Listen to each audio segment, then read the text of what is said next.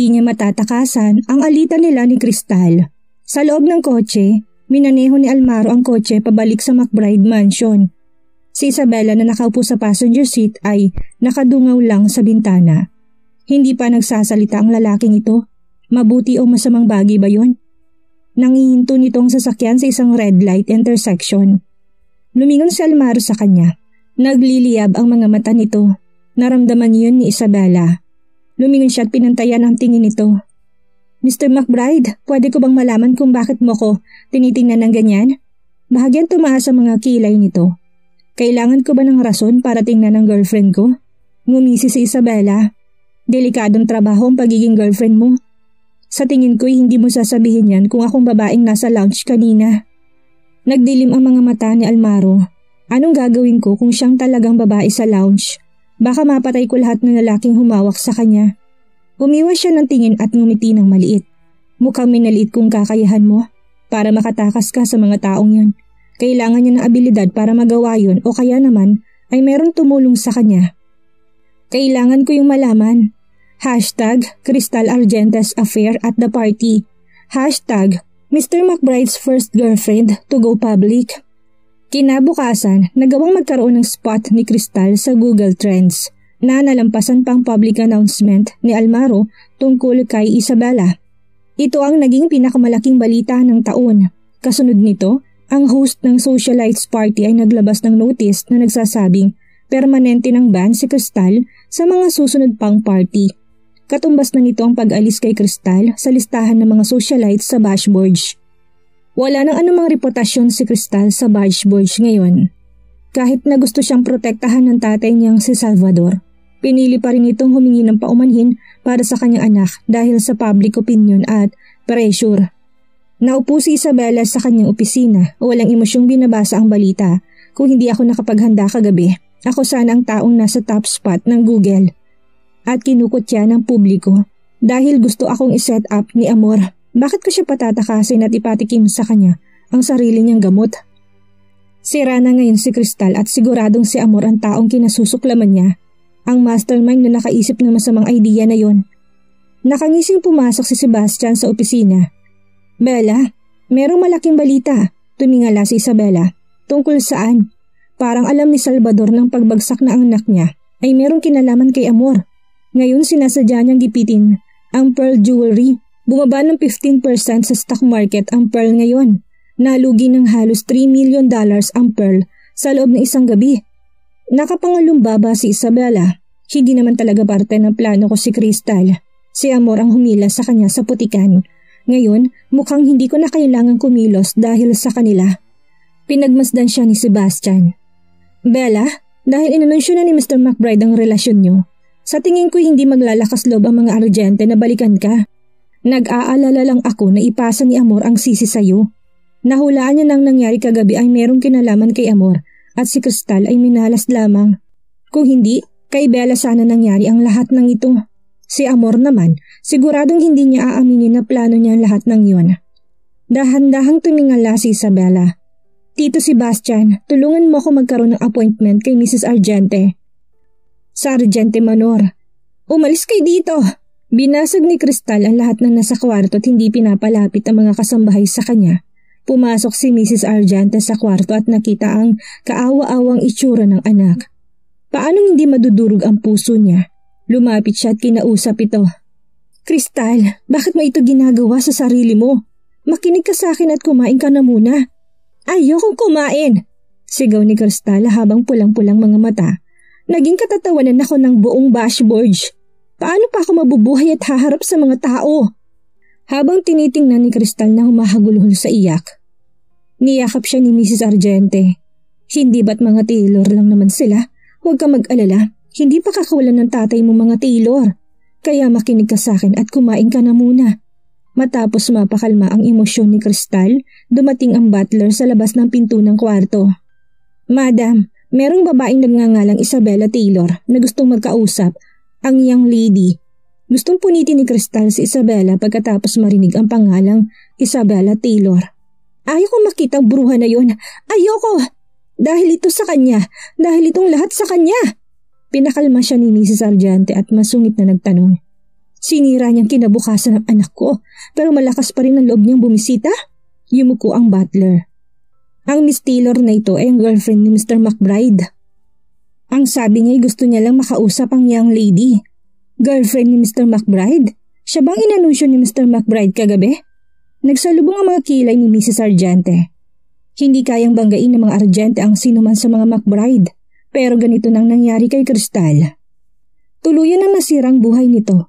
Narito bang Miss Taylor na to para kutyain si Crystal at dagdagan pa ng asin ang sugat nito? Narito siya para makipag-usap? Ano sasabihin niya? Sinulyapan niya ang kanyang anak na emotionally unstable. Tumayo siya at sinabing, "Kakausapin ko siya." Dinala ng butler si Isabela sa loob ng manor. Hindi si Crystal ang kakausap sa kanya kung hindi ay si Mrs. Argente. Naupo si Mrs. Argente sa couch, seryosong ekspresyon. "Naging ganitong anak ko, salamat sa inyong mga Taylor. Pero may lakas ka pa rin ng loob na pumunta rito sa mga Argente at hanapin ang anak ko? Balak mo pa bang mas ipahiya pa kami?" Lumapit si Isabela kay Mrs. Argente at mahinahong nagpaliwanag. "Mrs. Argente, hindi ako narito para ipahiya ang mga Argente. Kahit na merong kinalaman sa mga Taylor ang nangyari kagabi, wala akong kinalaman doon. Ang totoo, ako ang dapat na biktima." "Ang dapat na biktima ha?" Suminghal si Mrs. Argente. "Hindi ba't ang anak kong biktima ngayon habang nakatayo ka rito ngayon at walang galos? Huwag mong banggitin ang nangyari kung hindi ikaw ang nakatayo sa kinatatayuan ng anak ko." Bahagyang tumaas ang kilay ni Isabela at naging malamig ng bahagyang kanyang tono. "Naintindihan kong nasaktan kayo para sa anak niyo. Pero kung akong naging biktima kagabi, hindi ba't masasaktan din ang nanay ko para sa akin? Kahit na pumanaw na siya." Natigilan si Mrs. Argente at hindi na nagsalita. "Mrs. Argente, pakinggan niyo muna ang recording na to." Nilabas ni Isabel ang kanyang cellphone at pinlay ang audio clip na nirecord niya kagabi. Naririnig ni Mrs. Argente ng malinaw ang boses ng anak niya sa recording at dahil dito nagbago ng bahagyang ekspresyon niya. Hindi basta tumayo lang doon si Isabela kagabi. Dahil nagtulungan sina Amor at Crystal para i-set up ako, bakit hindi ako kumolekta ng ebidensya? Mrs. Argente, narinig niyo naman siguro, ang anak niyo ang unang nagbalak na i-set up ako. Alam ko ng plano nila bago pa man yun nagsimula, pero kinausap ko pa rin ang anak niyo. Binigyan ko ng pagkakataong magsisi ang anak niyo, pero pinilit niyang ituloy ang plano at nagbayad pa ng mga tao para gawin ng trabaho. Ako dapat ang taong nasa balita ngayong araw kung hindi lang ako nakatakas. Ngayon sabihin niyo sa akin, inosente pa rin ba para sa inyong anak niyo?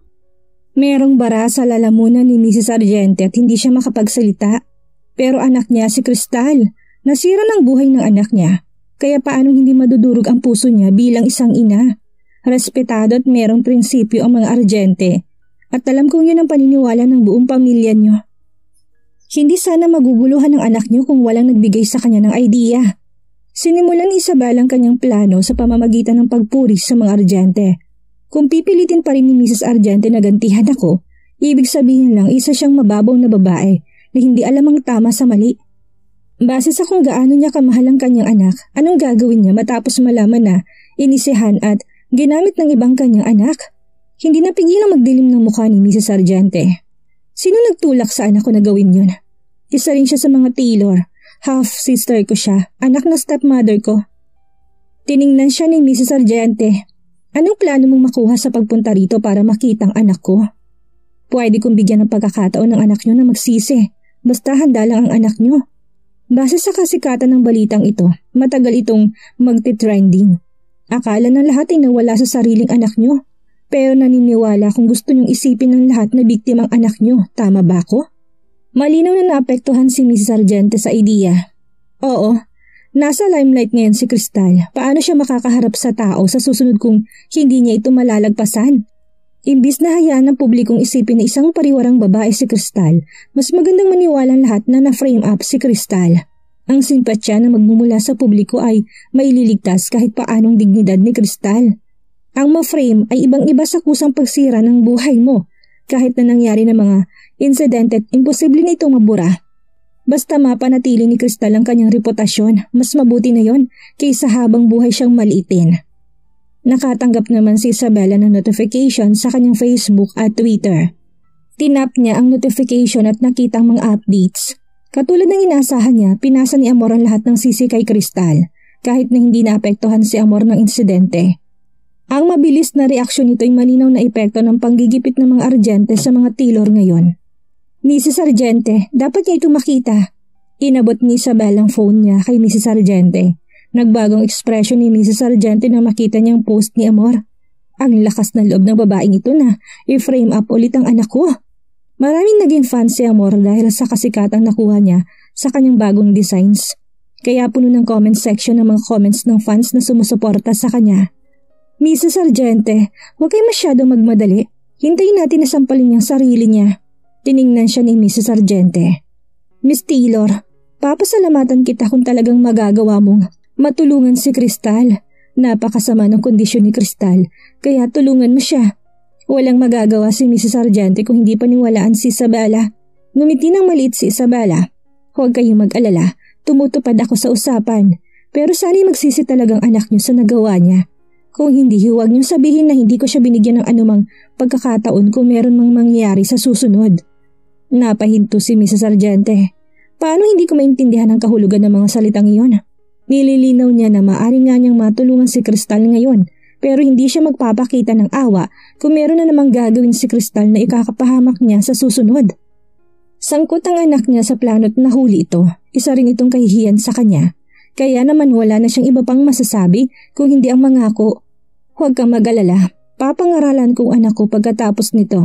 Nang ma-post niya mo ang mga post na yon, merong libo-libong views, shares at comments sa mga ito at patuloy pa itong tumataas. Gayunpaman, nang pinuntirya na ng publiko si Crystal ang mga paglilinaw ng ilang taong na-detain sa detention center ay umani ng maraming atensyon sa internet. Sa loob lamang ng ilang oras, ang title na #Crystal Argente being framed ay naging top searcher sa Google. Ilang milyon ang hits nito. Ang ilang suspect na lumalabas sa clarification video ay umamin na si Miss Amor ang nagbayad sa kanila para i-frame up si Miss Argente. Binanggit din nila na merong droga sa katawan ni Miss Argente nang mangyari yun. Pati na rin sila at hindi nila alam ang kanilang ginagawa. Napakasamang babae. Ang gamitan ng droga ang ibang tao, napakababoy na gawin nun. Sinira niya ng habang buhay na reputasyon ng isang tao. #Gracie Green. Siya yung bagong designer, hindi ba? Hindi ko akalain na magagawa niyang ganung bagay. Hindi pala talaga makikita sa mga masterpieces ang totoong pagkatao ng isang designer. Hindi na ako ulit bibili sa Pearl ng alahas. Malaking grupo ng netizens ang nagsimulang itag si Amor sa Twitter at Facebook sa kanilang mga comments at nagsimula pa ng isang hashtag para siraan ito. Glaze Onion. Hindi na kailangan ng paliwanag mo. Ang tibay ng mga ebidensya. I-deactivate mo na lang ang Facebook at Twitter account mo. #SpicyFoodForLife. Tinatawag mo talagang jewelry designer ang sarili mo? Isa kang insulto sa mga jewelry designs.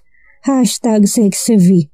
Hindi ka nakakatuwa. Isang designer na gumagawa ng isang collection na nagbibigay tribute sa gothic design na concept ay hindi man lamang kilalang designer na si Dala. Balita kong nagawa niyang mga perfect masterpieces na yun pagkatapos lamang ng isang buwan ng pag-aaral. Masyado namang nakakamangha yun, hindi ba? Duda akong siyang gumawa ng mga designs na yun. Samantalang sa Taylor Manor, wala na lakas ng loob si Amor na tingnan ang kanyang phone dahil sa atake sa kanya ng mga netizens. At muli na namang gumugu ang kanyang isipan. Nag-aalala siyang nilapitan ni Karina, kinuha niyang cellphone ni Amor. Binasang masasamang comments at natatarantang nagtanong. Paano ito nangyari? Hindi ba't nilinaw mo na to? Hindi ko akalain na kayang manipulahin ni Crystal ang mga lalaking yun para ipasang sisi sa akin. Buisit ka, Isabela Taylor. Ang bruhang yun dapat ang sisihin. Siya dapat ang nasa spotlight kagabi. Nagsimulang mag-crack ang kukusahing lalaki ni Amor sa lakas ng pagkagat niya rito. Sinimulan na ng mga Argente ang panggigipit sa mga Taylor at natatakot akong pagdududahan ako ni Dad. Kaya pinili kong linawin sa publikong issue. Ngayon binaliktad ako ng tuluyan ni Crystal. Buisit si Isabela dapat ang sisihin sa lahat ng ito. Kung hindi lang sinusuportahan ni Almaro si Isabela, siya pa rin ang pupuntiryahin ni Crystal ngayon. Dahil gusto ng bruhang yun na isumpa tayong mga ina.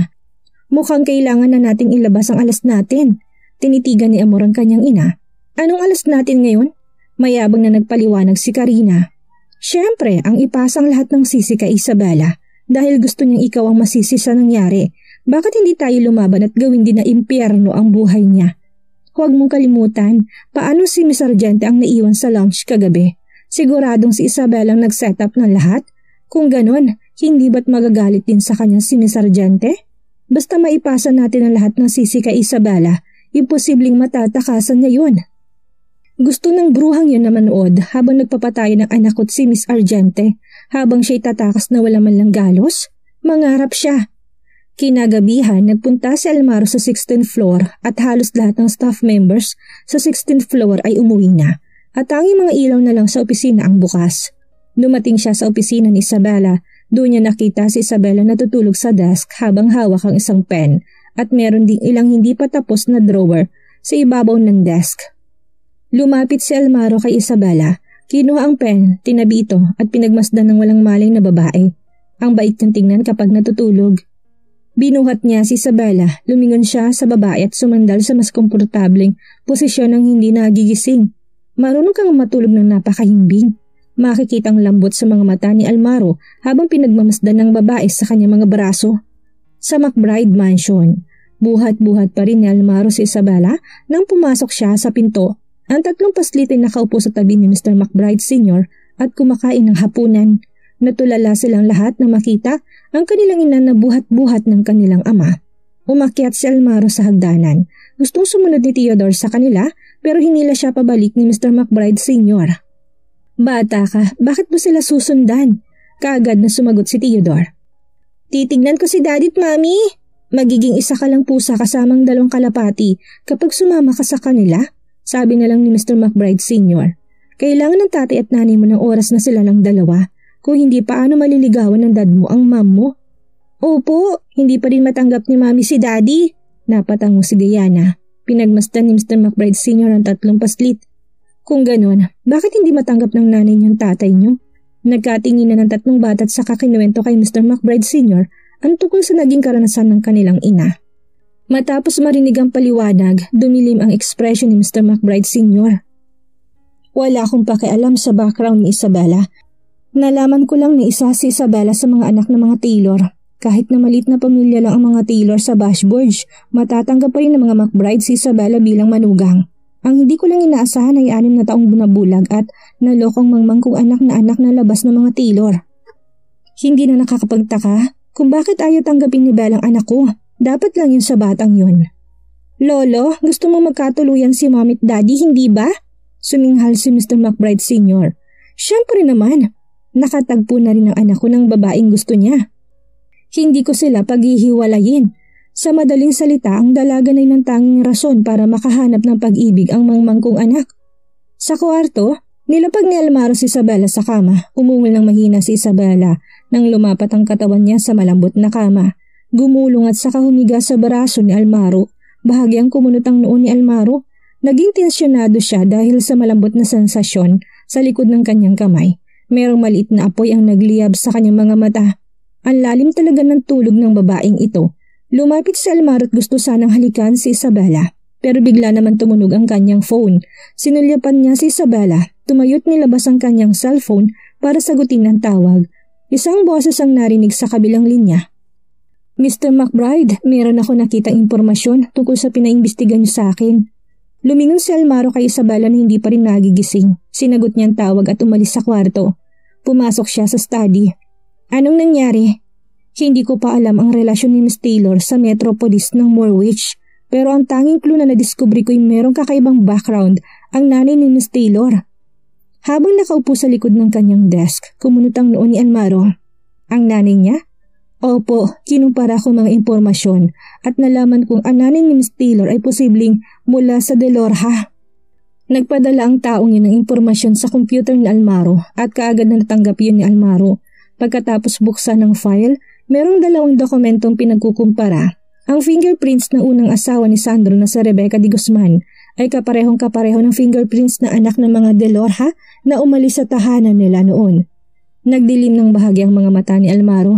Ang mga Delorha, hindi ko sila kilala. Ang mga Delorha ay isang noble family sa Oslo. Ang kanilang mga ninuno naglingkod sa royal family at ginantimpalaan ng mga grandis at dukedom. Gayunpaman, matapos ang insidente na nangyari sa panganay na prinsesa, kusang lumayo ang mga De Lorha sa royal politics upang protektahan ang kanilang sarili, pero nanatili pa rin ang kanilang karangalan. Si Gonzalo de Lorha, ang kasalukuyang patriarch ng pamilya, at ang panganay na anak na babae ni Gonzalo na si Mariela de Lorha, ang mistress ng pamilya Logario. Pero ang kanyang bunsong anak na si Rebecca de Lorha ay 20 taon nang nawawala simula nang umalis ito sa kanilang tahanan. Hindi inaasahan ni Almaro na ang nanay pala ni Isabela ay mula sa mga de Lorha. Nakatanggap naman ng bagong email si Almaro.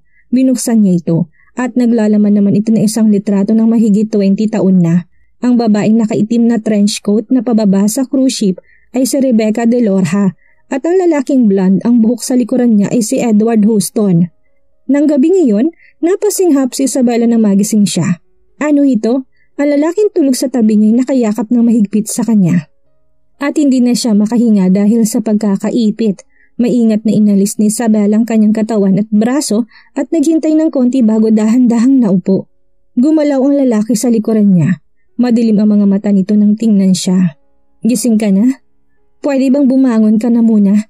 Nanigas ang katawan ni Isabela sa takot na posibleng gawin ito. Narinig ang malakas na tunog ng tiyan ni Isabela dahil na rin sa katahimikan ng paligid. Biglang ngumising lalaking nasa ibabaw niya.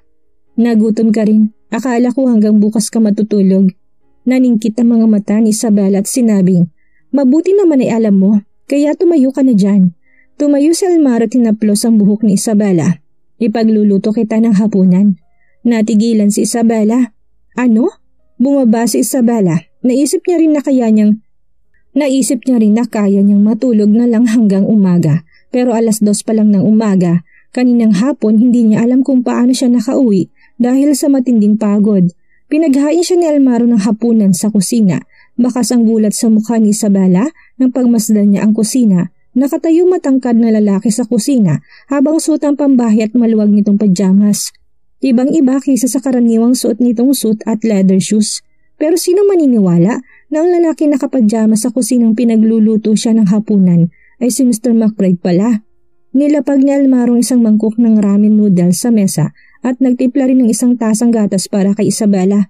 Lumapit si Isabela sa dining table, naupot pinagmasdan ang ramen na nasa mangkok. Kapag unang beses mo magluto ng ramen ay malapot ang sabaw at noodles, pero halatang hindi ito ang unang beses niya. Maganda ang kulay ng sabaw at meron ding mga hiniwang kamatis at ham. 2 itlog ang nakalagay sa ibabaw ng noodles at meron ding chopped green onions sa ibabaw para mas bigyan ng kulay ang pagkain. Napakaganda ng presentasyon nito. Kinuha niyang tinidor at tinikman ang ramen. Hindi ito naputol at hindi rin malagkit, al dente ang lahat ng noodles. Tinaas niyang tingin para tingnan ng lalaki, sa harapan niya kapangalumbaba at nakatitig sa kanya. Magaling pala sa pagluluto si Mr. McBride ha? Sa totoo lang, kung ako ang nagluto nito, hindi ko ito magagawang ganito kaganda. Bahagyang umangat ang mga sulok ng labi ni Almaro. Masaya ako nagustuhan mo. Nang makitang maraming nakain si Isabela, naningkit ang mga mata niya. Kamustang lasa? Well, hindi na masama. Sumubo pa siya ng ilang kutsarat ng aasar. Akala ko'y para lang sa paghawak ng pen at pagpirma ng kontrata ang mga kamay ni Mr. McBride. Pero mukhang meron din silang tinatagong galing. Speaking of mga tinatago. Hindi ba dapat ay ikaw ang pro rito? Sandaling natigilan si Isabela bago niya inangat ang tingin kay Almaro. Ako? Nagpangalumbaba si Almaro. Tinitigan si Isabela at tumango. Yumuko si Isabela at nagpatuloy sa pagkain ng noodles. Palabiro ka, wala akong dapat itago. Walang emosyon na nagsalita si Almaro. Halimbawa, ang relasyon mo kay Edward. Nang mapagtantong nagtatanong ulit si Almaro tungkol sa kanyang tito Edward, kumunot ang noo ni Isabela. Sa tingin mo ba talaga kakaiba para sa akin na makilala si Edward? Plano niya bang alamin ang lahat tungkol sa bagay na to? Sumandal si Almaro sa upuan, naningkit ang kanyang mga mata. Matagal na magkakilalang nanay mo't si Edward, tama? Nagulat si Isabela at saka nagdilim ang kanyang mga mata. Iniimbestigahan mo ba ako? Ikaw ang ayaw magkwento sa akin, kaya naman nag-iimbestiga na lang ako. Almaro McBride, napakagago mo. Nangalit ang mga ngipin ni Isabela. Iniimbestigahan ng lalaking itong buhay ko nang walang paalam sa akin. Napatawa na lang si Almaro. Bakit ako naging gago? Gusto ko lang na mas makilala ka. ang ina ng mga anak ko. Gustong ibato ni Isabela ang mangkok kay Almaro dahil sa sobrang galit. Para sa kanya talagang salitang mayabang. Kapalit nito, sasabihin mo sa akin ang gusto kong malaman at sasabihin ko sa iyo ang gusto mong malaman sa akin. Wala akong gustong malaman sa iyo. Mas mabilis na lumabas sa bibig ni Isabela ang mga salitang iyon bago pa man ito maproseso ng utak niya. Dahilan naman para magdamdam ang lalaki. Nagdilim ang mga mata ng lalaki at bigla itong tumayot lumapit sa kanya. Anong ginagawa mo? Wag! Kiniliti siya ng lalaki sa bewang gamit ang dalawang kamay. Sinubukan itong iwasan ni Isabela at gusto sanang tumakas pero mahigpit ang hawak nito sa kanya. Niyakap siya ni Almaro at naupo sa upuan. Ngayon sasabihin mo sa akin. Wala nang lakas pa si Isabela para magpumiglas at hindi na malabanan pa ang tricks ng lalaking ito. Para siyang batang pinipilit akong magsalita. Huminga siya ng malalim para habulin ang kanyang hininga at hinawakan ang kamay ni Almaro sa takot na pingla na naman itong kilitiin. Matagal ko na siyang kilala pero hindi ko alam ang relasyon niya sa nanay ko.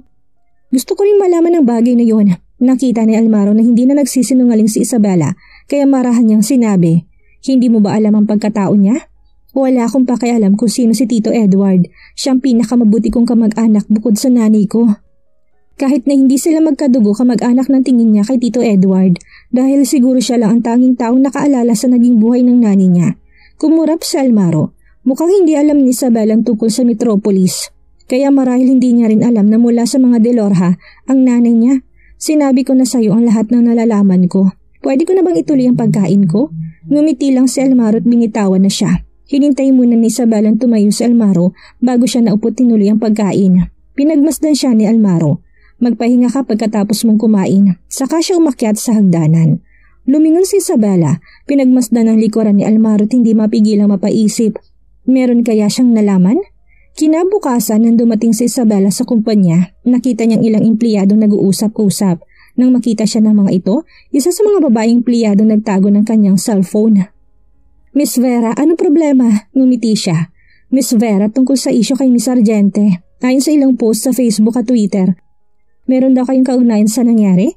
Nahihiyang saad ng babaeng clerk. Nilabas ni Isabela ang kanyang cellphone at tinignan ng kanyang mga accounts. Doon niya nakitang pinasa sa kanya ni Amor ang lahat ng sisi. Bella, lumapit si Sebastian kaya naman pinutol ng mga staff ang kanilang chismisan at bumalik na sa kanilang workstation.